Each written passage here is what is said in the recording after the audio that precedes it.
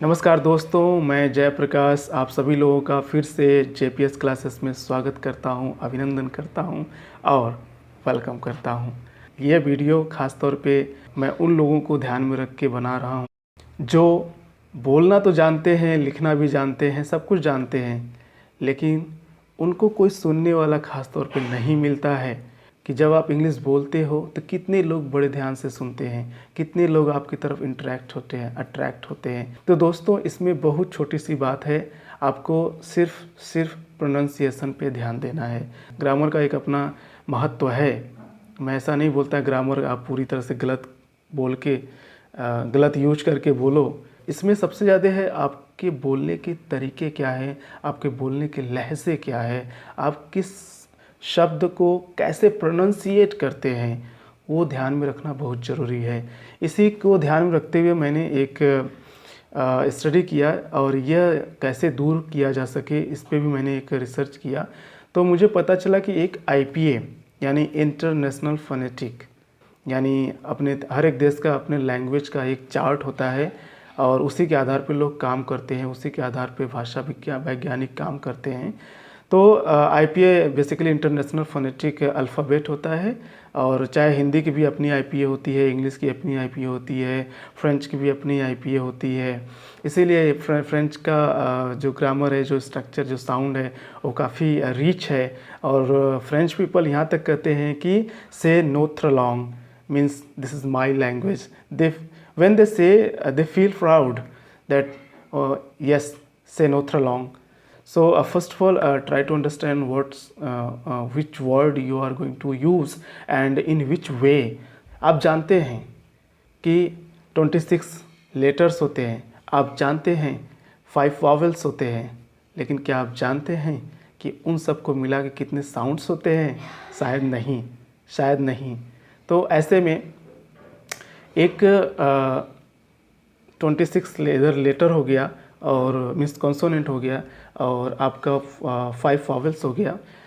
तो इनमें से सभी को मिला के 44 साउंड्स है, अलग अलग साउंड्स है। उसका एक अलग स्ट्रक्चर है, उसका एक लिखा हुआ एक अलग सिंबल्स है। सो आप जब भी किसी चीज़ को, लिखी हुई चीज़ को देखते हैं तो उसका एक अलग से आईपीए भी होता है, उसी के आधार पे साउंड क्रिएटेड होता है, यानी उसी के आधार पे साउंड क्रिएट किया जाता है, बनाया जाता है।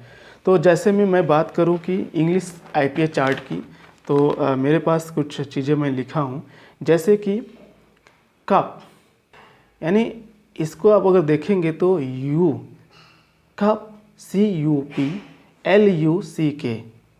यहाँ पे इसका एक साउंड है और इसका सिंबल्स अलग है। यदि आप सिंबल्स पे ध्यान रख के पढ़ाई करते हैं तो आपको कोई भी लेटर यानी कोई भी वर्ड पढ़ने में कहीं भी तकलीफ़ नहीं होगी, कहीं भी कठिनाई नहीं होगी।